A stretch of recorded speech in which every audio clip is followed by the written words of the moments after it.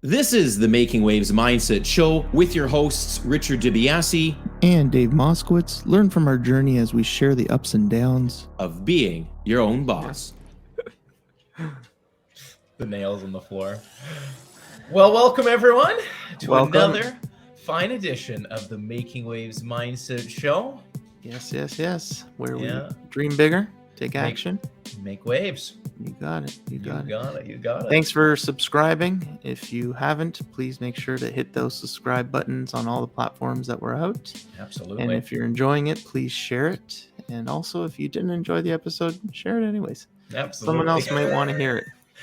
It's so true. You might have somebody in mind that would be a perfect fit. And with every episode between guests and Dave and I sharing our journey, there's always different content. So you might resonate with something today, you might not next week, but listen, we appreciate the love, the share. And as we always say, continue to message us, reach out, let us know topics for discussion, guest ideas. We are always open and excited to hear your feedback. Mm-hmm. Yes, it's been great. Yeah. So we are doing a catch-up episode. It's been a while. Yeah. Well, part of the catch-up or catch-up.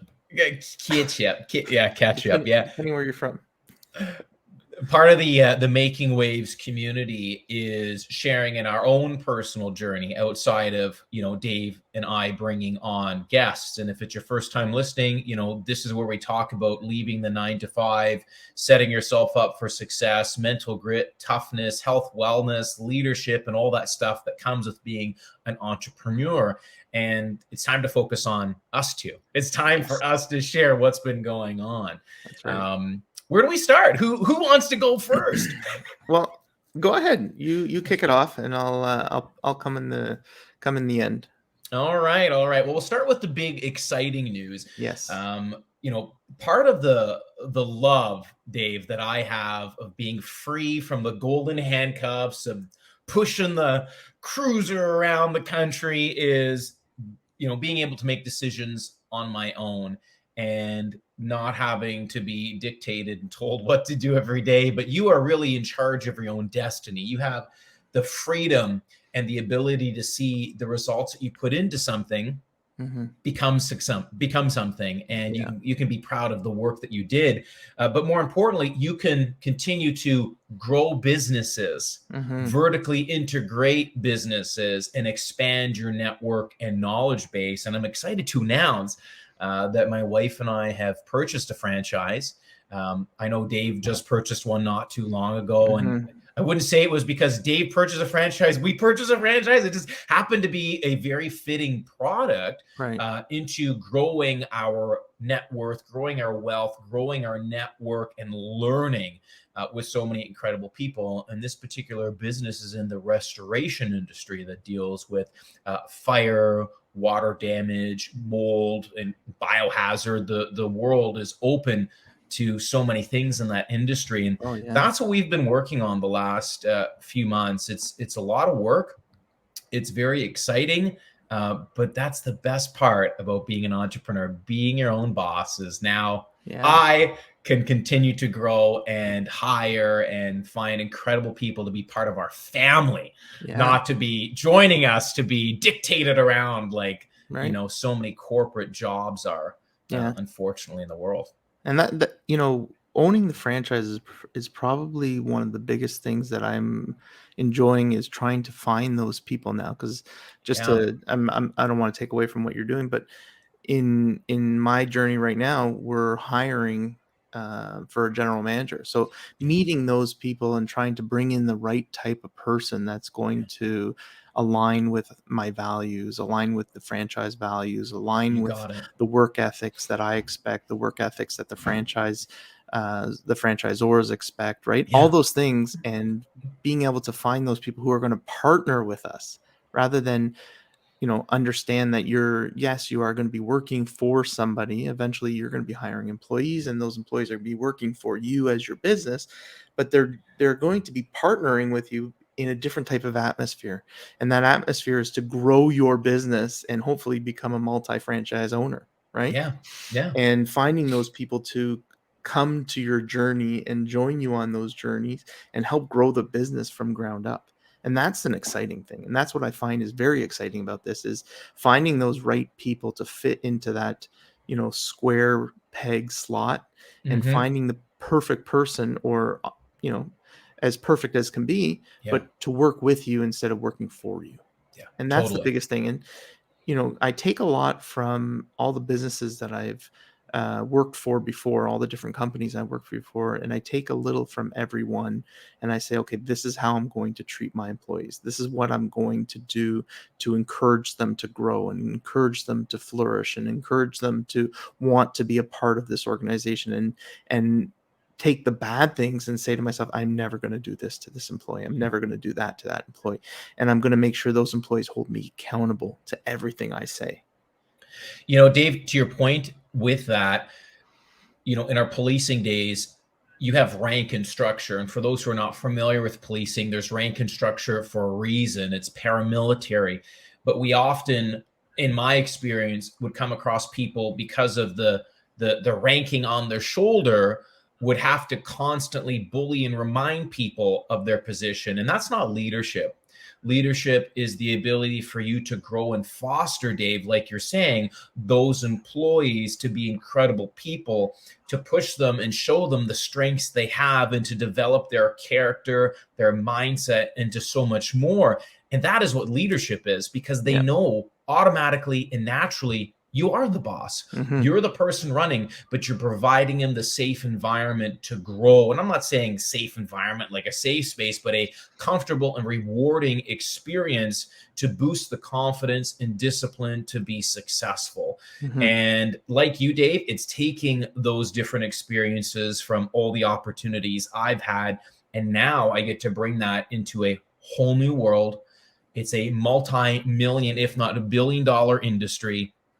It's recession proof. It's pandemic proof. I have the opportunity now to hire, well over 30, 40, 50 employees in the very short term. Amazing. So we are excited. And like you, looking at how many other areas can we purchase? How many other locations can we absorb? That's going to be a huge focal point and part of our marketing and our business plan and growth. Now, for those of you who are unfamiliar with franchises, I'll give a little background. My wife and I were looking at franchises back in 2016, and it just wasn't the right time. We were looking at two, they happened to be food franchises in the Canadian market. And I'm actually very happy we did not move forward with both of them for a number of reasons, which I've spoken about previously on the show, but more importantly, because they haven't addressed certain issues that still to this day they haven't addressed, which is part of the reason why they're not growing. Mhm. So, franchising is not a new thing for us, but we finally found the right mold. And if you're somebody out there looking for something, and I think, Dave, it would be fair to say there's no shame in owning a franchise. No. If you want to be innovative and create a product that is brand new to the earth and world that nobody's seen before, that's great. You can do that. Or if you want to work on something that literally has a rinse and repeat model, and you're essentially purchasing that business model, this is the place for you. It doesn't mean it's any easier or there are less headaches. It's just as laborious. It is just as well financially heavy, and you need to be a part of it. You are the boss. You are the owner of the group. You are the owner of this company. Yeah. And if it is something that you want to explore, we had an incredible franchise consultant on the show. We were talking about franchise freedom with Giuseppe Grammatico in season 1. Listen, Dave and I can loop you together and refer you to Giuseppe if you want to let us know, but speak to somebody like that if you don't know what you want to do. If you have 1,000 interests, you're going to learn quickly. You definitely don't want to dive into the things that interest you. If you love the golf, you don't want to be owning a golf course because you're going to get tired of golfing pretty quick. So we learned a lot from having him on the show. And go seek that consultant. Go find that person. And if you want to explore, add a franchise or a business to your portfolio, there's no shame in doing that. You know what? I look at owning franchise like Lego. And Yes. I use the analogy like Lego because it's probably the easiest for someone who doesn't understand franchise to understand. So Yes. Lego, you order Lego, you get a box of Lego. That's right. And anyone who has gone into a Lego store or knows Lego, or just if you don't even know Lego, just look it up quickly. But basically, Lego will come in a box, and there's a picture on the front, Yeah. and that's what they want you to build, right? Yeah. So you open the box up, and then there's instructions. 1 through 50, for example, and they will give you the instructions on how to make that picture on the front of the box. Or you can take that same box, dump it all on the ground, Yeah. and make what you want. Yeah. So owning a franchise is following the Lego instructions. You still need to do it. You still have to follow those instructions. You still have to put in that labor work. But at the end of the day, it's going to be the same as the picture on the front. That's right. And as long as you can do it the same way that they're giving you the instructions, it's going to look marvelous. But if you want to do it a different way and you don't want it to look like the picture, that's not owning a franchise. Correct. Owning a franchise is doing it yourself, doing your own rules, doing your own instructions, making up everything from ground to completion. Both great models, both great businesses. However you want to do it, you'll always develop something that's good if you put your time and energy into it. But you're both running businesses at the end of the day. Owning a franchise, you still need to open up a business. They're not going to help you with the financial aspect of it. No. They're not going to help you with the running of the actual business itself. They're going to give you the instructions. They're going to say, okay, here's what you have to do A through Z. And as long as you follow A through Z, it'll look like the picture at the end and you'll be 100%. Very successful. But you have to get to Z and follow those instructions. So owning a franchise, for anyone who thinks that's the easy way out, by all means, go do it. I implore you to go do it, because if you can follow the instructions to a T, you'll make a ton of money. A ton of money. And for many people who are wanting to replace maybe their income, you can work in the business or you can work on the business. And we've taken the position that we're going to be working on the business, not in the business, because as somebody coined the phrase, Richard, you're a visionary. They've kind of seen that in my business sense. I'm always planning for the future and the long term, and I can see what we can do to grow. And to your point, Dave, we've both learned in this journey that there are hundreds of thousands, maybe millions of franchise owners out there who have a dozen franchises of different caliber and banners under their belt. A lot, again, are vertically integrated. So for those of you who don't know what that means, it's essentially a franchise that can complement one another, or a business model. So you're not going from, painting cars to cutting down trees. Like what is the connection? The connection. There's nothing there, but if you're strategic, you're going to see how these businesses go and how they can help one another. So, it's been an incredible journey so far. I have met so many people with such vast backgrounds. Dave, you shared the same with me, and they're coming from all aspects of life. Explore it, look into it, and do it. Go do it. Take that Lego design, that map that Dave said, from 1 to 50 or 1 to 25, and follow the process. And you will quickly see how rewarding the experience can be. And you're challenging yourself, because Dave, there are some moments where I'm going, are we actually doing this? Oh my God, holy shit, money's moving, we're planning. It's not just that, it's the business plan, it's the marketing plan, it's the employee hiring plan. It's sourcing vehicles, it's sourcing equipment, it's doing all these things that you go, I'm the boss. I have to make these decisions to grow an incredible team. Right. The one thing I'm enjoying about it so far, though, there are a whole bunch of things that I'm enjoying, and there's a whole bunch of things that are frustrating. There's nothing that I'm not enjoying yet. I just find them a bit frustrating. But I'm learning a lot. The one thing that I'm really enjoying a lot is the ability to learn new things, learn new processes, and find out about new industries. And the one thing I keep on saying is the world is so big. And I never knew there was so much out there, and so many different things in so many different ways. And the other part of this is there's so many people out there that are willing to help you for free. So true. That's what I'm learning. So true. As a business owner, other business owners will give their time to you. It might be limited, but they will give their time to you for free for you to learn, as long as you're learning. and you're putting the effort in. Yeah. Don't be sitting around hoping that somebody's going to deliver the dump truck full of soil to you when Right. you haven't even made the phone call to order the soil, like, and it's refreshing though. It's refreshing to learn from people and be able to say, okay, what did you do in this case? Okay, I won't do that, or I will do that, or I'll follow your footsteps because you're successful in doing that. And finding those people out there when, you sit back and then you're like, get those pucker moments where you're like, eesh, I don't know how to do this. I don't even know what I'm doing. But Dave, what a change of pace from policing. Oh, like the 9 to 5, there was none of that ability to learn. It was a very dog eat dog, it was just a terrible experience, and you know what?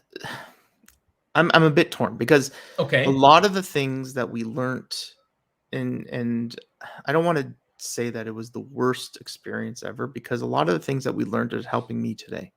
So, fair enough. management styles, leadership skills, the ability to strive and go through hard times, to see the worst and worst of people, to now having to see the best and best in people, right? Yeah. Like that kind of thing, I learned a lot. And I don't discredit all the times that I spent doing those jobs. And the one biggest thing that I now as a business owner look back to those things and see is I didn't own those businesses. Yeah. I wasn't the decision makers. Correct. And I think that's, for you and me, that's probably what frustrated us about working in those industries, was we weren't the decision makers, but we were tasked with making very important decisions within split seconds. So it frustrated us, I think, to the point of, you're giving us this authority to make these life-changing decisions within split seconds, but you don't trust me to take the keys and get a car wash. Yeah. Do you know what I mean? That's what I'm trying to get at is, Yeah. When you take the leap and you finally leave the 9 to 5, you're going to see those resources and people out there who are willing to give you the shirt off their back. And Dave, you and I have done that for people over the last dozen years, just because that's who we are. Right. But the culture of the 9 to 5 is not like that. It's manager says this, do that. So-and-so says this, do that. How do you do this? We don't know. Figure it out. It's like, okay.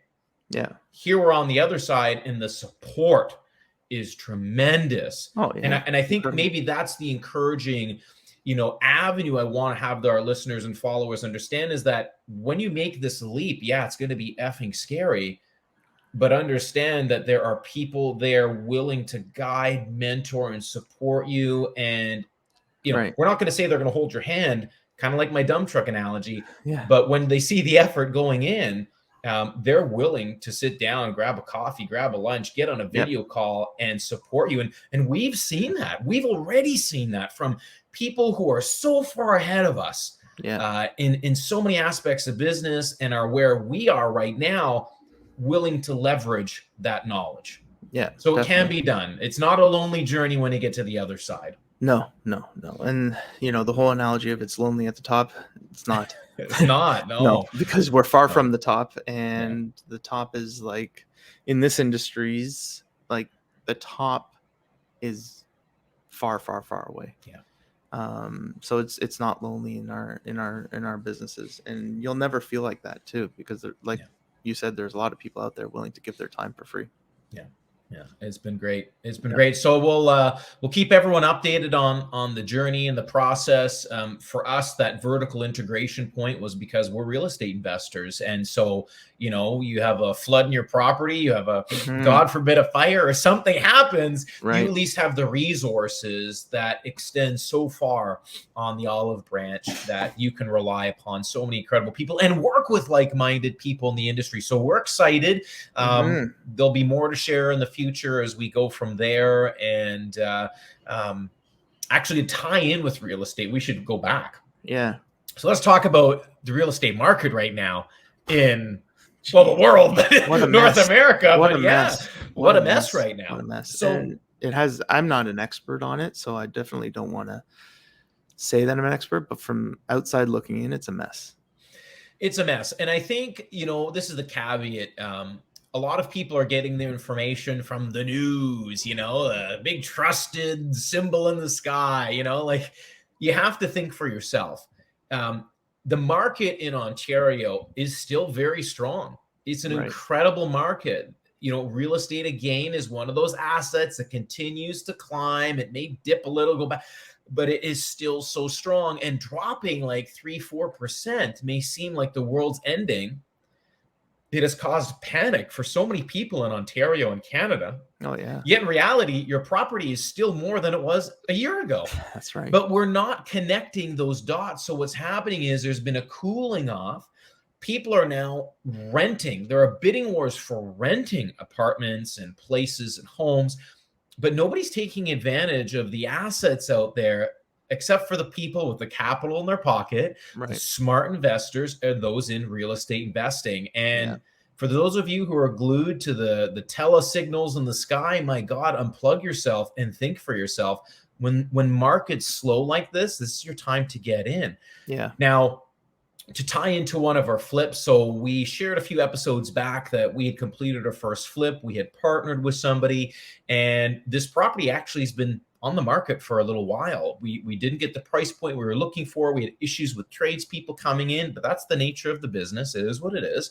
So now we're getting creative. We're trying to develop different strategies. We're looking at vendor take-back options to try to bridge the gap between somebody entering home ownership. So we're getting creative on that side. But I want to share that side because that's also some of the other business things that we do. And it's been quite the journey. People have to make decisions for themselves. Your realtor might not have the best interests of you, and they're shooting themselves in the foot because that's their commission. If they're telling you to wait, right? Like you should be buying right now. It is a buyer's market for sure. It's a buyer's market, 100%. Yeah. The rental market is crazy in Toronto. A friend of ours that's his primary real estate right now is renting apartments, and they're going to like bidding wars on rental, which is incredible, right? It's insane. This is what you want as somebody who's renting a place. You want multiple bids. So this is the same market that it was back in 5 years ago. Yeah. Exact same market. People were bidding on rental places in Toronto. Yeah. I'm not too sure the rest of the world, but in Toronto, people were bidding. So that's the same market we are in right now as we were then. And it was a buyer's market as well at that point. Yeah. And that's what's crazy is for whatever reason, if you're looking to rent, I don't know why you should be buying, because then you're going to be stuck in this renter's trap complaining, I can't get out. Well, you shouldn't have been renting to begin with. You should be buying right now. But listen, people make decisions for themselves, and I don't want to sound hard, but the consequences will come if you're trying to get out, you might not be able to because you've sunken yourself into the spot. And when things correct, there's a softening now, and things slowly get back up there, and they kind of pass that bonus money that was being made in the market. It's just going to make it that much more challenging. Yeah. The problem is the capital too. Like I see it from people too, because if you don't have that capital to purchase and put down, there's no way you're going to be able to purchase a place. Not with these prices. You're looking at 1-bedroom condos for $650,000. But Dave, our listeners may disagree with me, and this is where I get hard on those people. There's no prerequisite that says you need to live in Lower Mainland BC or downtown Toronto. Get off your ass, move to Yorkton, Saskatchewan, and figure it out. There are jobs out there. You can work remotely. I did that. I had to do that. I had to leave Toronto. I had to go to Edmonton in the mid-2000s for my job in policing. Right. And that's where it was. And that was a high market, but it was much more affordable than it was in Ontario. Right. This obsession with you have to live here. You don't. Get off your ass, find somewhere affordable, and stop complaining to people like Dave and I that things are too expensive. There are markets in our country right now that are softer, that are affordable, that you can get in.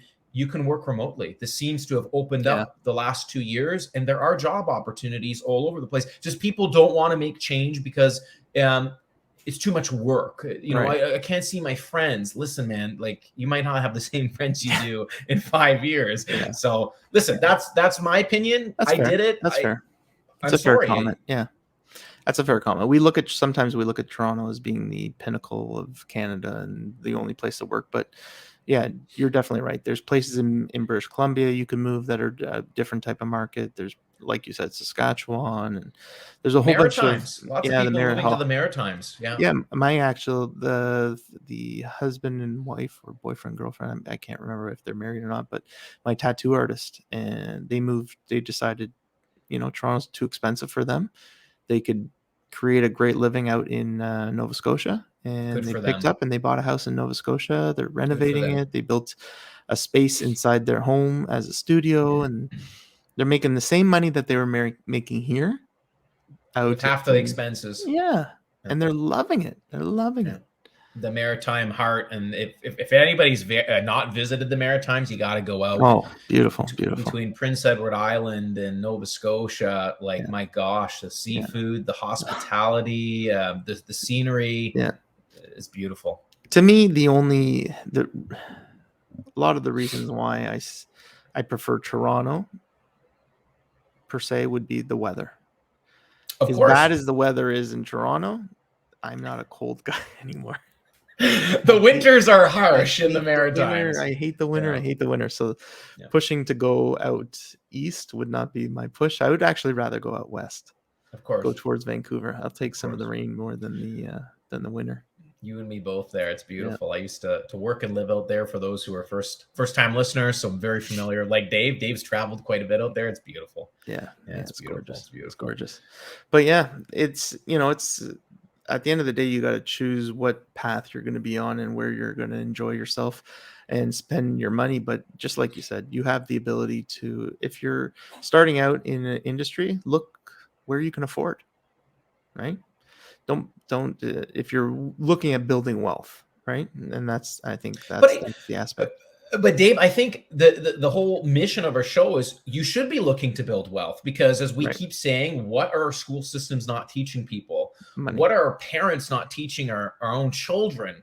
Yeah. You need to grow wealth. Working 9 to 5, waiting for the quote alleged pension that may or may not be there, is not sustainable. And then you wonder, like, how people have the things they have. It's like, well, what did you do? You were told, go to school, you must enter university only. If you didn't enter university, you were I saw that. I was told that I was like some nobody because I didn't want to go to university. I went to college. Like, I remember the pressure from faculty and other students. It was just, it's disgusting, but that's what our system does. Yeah. You should be focused on building wealth. If you don't have money for university or college or for any of that stuff, don't go. You're putting yourself into debt. You're going to end up with a degree in basket weaving, and then you're going to come out working at a coffee shop bitter at the world because nobody's hiring you. Yeah. Like, have you done your research on if that career path is for you? Like, getting some like generic psychology degree, just like, for what? Yeah. Go in the trades. We were talking about this with our last guest about woodworking and how even my high school, 2 years before I entered, completely abandoned an entire wing of the school. Yeah. I removed all the trades, shop, metal, woodworking, drafting, gone. And now we have a shortage of people. Yeah. So I had, so I'm doing a bit of a reno at the condo, and I wanted to replace the exhaust fan for the stove with a microwave exhaust. Yeah. So the one that the builder put in was hardwired. Okay. So I now bought a microwave that has a plug. So I had to convert the hard wiring into an outlet. Mm-hmm.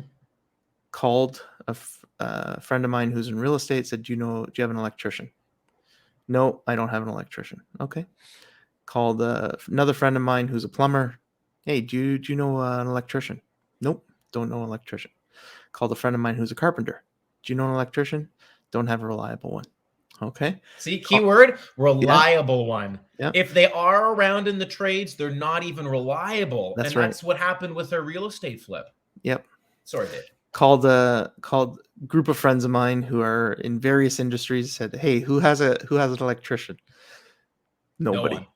Yeah. Finally, I called another guy who I know who does carpentry, custom carpentry. Great guy. He's on our show, Ferris. And I said to him, you've done a little electrical. Walk me through how to put an outlet in. I'll just do it myself. Yeah. So he sent me the instructions. Lo and behold, I put it up myself. the condo didn't light up in fire, so we're good. Yeah. But and I love the fact that I was able to do it myself, and I love the fact that I was able to find somebody. But to me, I couldn't find. This is what kills me. I couldn't find an electrician.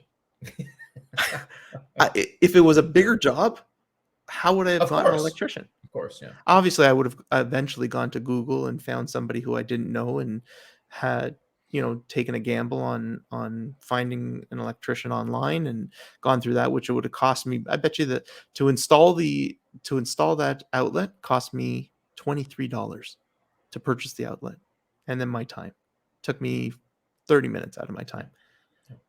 An electrician probably would have charged me $250, $300 to install 100%. that same outlet. 100%. But I couldn't even find it. Even if I was willing to pay that, I couldn't find one. Welcome to the issue we have in this country, where if you have a blue collar job, you're looked down upon, and it's. Anyways, I could talk about this forever. I've been very passionate on this topic for a decade because it's very frustrating, and I was a victim of, you gotta go to university. I'm like, why? For what? What are you accomplishing? And when you actually look, listen, I'm not becoming a doctor. I'm not becoming a structural engineer building bridges that vehicles have to drive over. I get it. You got to go to school. But these individuals in the trades who are reliable, who market themselves well, are making millions. They live a great life. Yes, it's busy. It's stressful. Far more independently wealthy than a doctor or an engineer. And, if you are interested in working in your hands, become a framer, a plumber, an electrician, do it. Do it. Do the education you need for the job you want. That's right. Don't end up with a 4-year generic degree in psychology. It's like, in debt. Look at the law enforcement industries we came from. Go get 10 cops right now, brand new rookies. Go get 10 brand new rookies and find out what their degrees are in. Master degrees. I guarantee 10 of those officers have master degrees. 10 of those officers have some university degree because that's what they want. The police agencies want those degrees right now, so that's what people are doing. None of them are in criminology.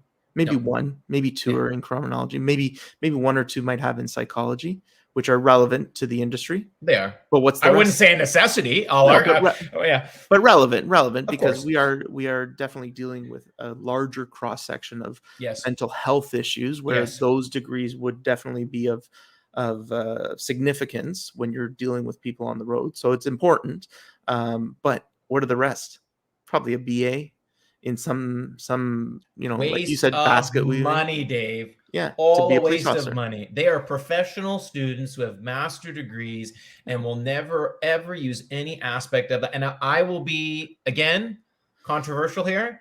They will probably end up being some of the worst police officers because they lack the personal connection and the ability to solve problems because all they know is what the textbook says. I have watched it. I have seen it. I continue to hear stories from former colleagues and others in agencies. These people are just like book driven. Well, the book doesn't say this. It's like, no, you are a problem solving, you are a people helping group. And it's just changed the whole industry. These people won't even stay there for 30 years, which is also part of the attrition and the recruiting issues that take place, especially in Ontario, and which is now happening across Canada. There's a huge turnover rate in policing. Good people are leaving. But that's just every industry right now. The longevity of an employee now has gone down from the way it used to be when me and you started in the industries to now in any job. I think correct me if I'm wrong, but the last statistic I heard was 5 to 7 years is a long-term employee. 5 to 7. And it's true. And you know what's funny, actually? Maybe 8 to 10 years ago, I started noticing if you decide to stay in the corporate world, the people that were promoted were people that I called them suitcase carriers. They literally brought their suitcase from one job to the next, their luggage then went to the next. And, they had 5 jobs in 15 years working for 5 different companies, but those people were always promoted. The people who stayed long-term in a lot of these companies stayed at the bottom of the barrel, maybe made it to a manager or a supervisor. But I started noticing that trend, to your point, where, they're leaving and they're going for advancement somewhere else and they're climbing the ladder. It's like, man, they didn't even have any loyalty to stay there. They just got up, hopped on the next plane, and took their suitcase and luggage with them. Part of me doesn't blame them, though. Of course. Because depending on how that organization treated them and depending on how that organization gave them the ability to progress into a senior management position or progress up the ladder or educate them or provide them the training or the opportunities, that kind of thing plays into an employee's loyalty to a company, right? I could tell you right now, I would have that mindset going into a company too. I'm going to put my best foot forward, give myself the best opportunity to succeed in this position. But if you're being held back by, and you have to be realistic, right? There's this new trend that a certain generation have come into positions, and I've heard this from a lot of business owners nowadays, that people are coming into positions within a year, 2 years, and they're wanting a senior management job. Yeah. Okay, well, you need to learn the industry first, and you're not going to learn an industry within a year to 2 years. You need to spend at least 5 years doing the grunt work before you can then excel within a management role or a training role. Or couldn't agree more with you. You need to spend some time, right? And that's been lost on a lot of industries, is the time spent and giving you the ability to see a multitude. I would say the first year on a job isn't really considered a first year. True. The amount of time that you're actually spending on it, if it's shift work, you're not even there for a year. You're there for half a year. Vacation, take off a little of that. You're there for 3/4 of the year. Yeah. What have you really learned? Yeah. You need 2 to 5 years. 2 to 5 years minimum 5 years before you can go into a management role. Yeah. But we're seeing it change a lot, right? And it's a different atmosphere and different age group that are coming into these positions with the idea that within, because they've gone to university, because they have this degree, that they deserve a position that's higher. And that's not the mindset. On the mindset show, it's not the mindset to have. And if you're stuck in the 9 to 5 and you're seeing, and what's happening around you, Dave and I have highlighted, some pretty telltale signs of it. And you want to do your own thing, it's the time. It's the time to move on. And, again, first time listening to the show, take a look at our entire library of episodes that can help, get you from one spot to the next and take action. There's no perfect, way of doing anything in business. You just got to trial and error it. There was something, I can't remember who it was. It could have been Robert Kiyosaki. This was just like the other week. He was talking about Tiger Woods. And going, Tiger Woods has failed more times than most people. Because of those failures, he has become the most successful golfers in the world to win the green jacket, right? And if you're not making that trial and you're not making mistakes, you're not progressing yourself. And there's nothing wrong with making mistakes. This is part of that academic mindset that Dave and I speak about with those master degree coppers out there, because they only know a textbook and they can't think for themselves. You have to think on your feet. So if you want to leave, it's the time. Start brainstorming, or start by finding interests or passions that you've had. And there are so many people that we've learned from who've literally gone from being doctors to, self-wellness and skincare line products to, our friend on the last episode, from IT telecom industry to woodworking, completely different. You can do it. Yeah. You can totally do it. And if you have a question, reach out to Dave and I. We might not have the answer for you. There's probably a very good likelihood, but we can try to put you in touch with somebody or do something to get you to think critically and to think on taking action. You have to take action. Stop dwelling on it. Life is short. Before you know it. Actually, you know what, Dave? Do you remember, maybe we spoke about this, you'd always see on social media these groups that would go to senior residents and they would talk about what do you regret the most in life, or something along those lines, because, most people in the nursing community or long-term care facility are in their 80s, 90s, or at the last end, they go, I didn't take any chances. Yeah. I wanted to do this. I didn't. I wanted to do that. I didn't. I don't want to end up like that, Dave. I want to know I've done everything I can. Yeah, definitely. Definitely take chances. Yeah. Take chances. It actually gives you a different look on life when you take a chance. Don't you feel so much better? Oh, very much so. Very much so. I think I was telling, I was having this conversation with a good friend of mine. I was in Mexico 2 weeks, a week and a bit ago now. And I was having this conversation saying that I feel like I'm actually retired now.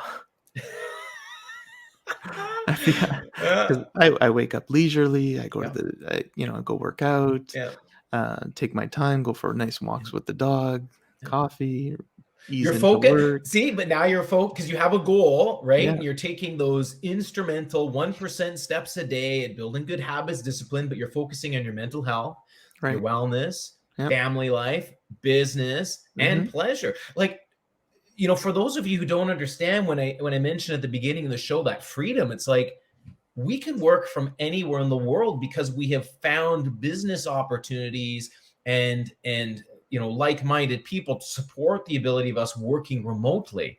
It's not saying Dave and I are not focused on the day-to-day operation. We are very much focused, but we have that flexibility to kind of step away and take in the different sights that come with being, free. Free from the golden handcuffs. And it's only going to get better. I'm excited. I'm excited. Well, that's everything for the Making Waves Mindset Show. It's episode 49 or 50 now. And again, reach out to us. Find us at makingwavesmindset.com. Dave, where can our listeners and watchers find you? Find me on LinkedIn and Instagram, David A. Moskowitz, which, I have to apologize for anyone that does follow my Instagram. I have not posted in a while. I've taken a bit of a hiatus. So. That's okay. Listen, there's no sense in putting up garbage to think of garbage. Just put up things that come naturally, because I've done the same. I'm not in a rush. I just post something but at the end of the day, that's the best part. I got to say, Dave, to put things up there to show people you're doing things, like, what are you proving when behind the scenes you're accomplishing so much sometimes? And there's nothing wrong with not having daily content, but it's a way to connect with our audience. And Dave, you're on LinkedIn as well, right? LinkedIn as well. Definitely. You reach out to me for anything. And I'm still hiring. So if anyone is listening, depending when this episode comes out, reach out to me. I'm sure I'll be hiring somebody in some position as it relates to the franchise stretch lab. So give me a shout. And that was downtown Toronto for listeners, yes, right? It'll be downtown Toronto. Downtown Toronto, Canada. Okay. No remote working. I got to talk about a pet peeve of mine. Yeah, do it. But you have a very specific industry that you can't have. So right. So, a pet peeve of mine is, now that I'm doing interviews for positions, I've had some people apply for the position who don't read the job call, don't read what it's about, don't do any research on it. And I had someone apply the other day, and I send them a response saying, yes, I'd love to give you a 15-minute, 20-minute phone interview just to get to know you. A response back was, I didn't read the job call. I believed it was a remote position. Thank you very much for sending me a reply, but I'm going to turn down this offer. Where on earth would you not read, instead of just blindly applying to a position, would you not research to the nth degree about what it is, what it's about, what kind of business is? Do I really even want to work there before you hit apply? There's a lot of that goes on, Dave. It doesn't make sense to me. It does not make sense to me. I have people coming in for in-person interviews because they passed the first one. And the first question I ask them, tell me what you've learned about Stretch Lab. They know nothing about it. You've not even done your research. Why? Why are you even applying? How do you even know you'll enjoy the job if you haven't read the job call? And the job call itself is 3 pages long, with the highlights of what the job is and what you do and the background of Stretch Lab, and the fact that we're going to be the first here in Canada, and the fact that it's going to be new, it's a new concept, all that kind of stuff is in the job call. You're not even reading it. What's going on? I think what interests me about this, Dave, is that the both of us are in two industries, coincidentally, that it's not serving a table at a restaurant where there is no growth opportunity. Both of our businesses the opportunities for growth are endless, especially as you begin to also start acquiring other areas and other locations. And you're the first in Canada. This is a massive worldwide group you're a part of. They're heavy in the US. You're the first in Canada in the largest city of the country. It's almost like if people have their cards right, you're getting in at the best time to grow with Dave, to grow with somebody who treats people with respect, with kindness, with compassion, and wants to see you succeed. But people, it's everywhere. It's insane. I don't get it. And to me, it seems like, do you want this job or do you not want this job? If you don't want the job, don't apply. Just don't apply. If you're not going to put your full effort into it. Or maybe they're just showing their cards early. Maybe this is their full effort. Fair enough. I didn't consider that aspect of it, but yeah. Anyways, enough of my griping. Other than that, it's been fun. But listen, this is why I love when we get a chance to talk and we have our guests on, because we want to share the ups and downs of business. These are the things that most business, 99% of them do not talk about, right? This is the pet peeve I keep talking about. Those guys with those aesthetic bodies, meanwhile, like they were born an ectomorph from birth with abs, right? Or they have the Ferrari car, and it's like, but nobody showed what it took to get that Ferrari. Nobody showed what it took somebody like Dave and I's body composition, as an endomorph to get to that type of physique. And it doesn't mean you're healthy. It doesn't mean you're any better. It just, that's an aesthetic way of doing things. But what I'm getting at is there's a lot of energy and work that goes on behind the scenes. And we're hoping the show and our mindset, the tribe and the community are all learning from that and getting to see a little bit behind the scenes. And we're going to take you on our journey. That's our niche. And anyways, you can find me, Richard Biase, on Instagram and LinkedIn. Until next time, continue to dream bigger, make waves, and take action. Take action in life. We'll talk to you on our next episode.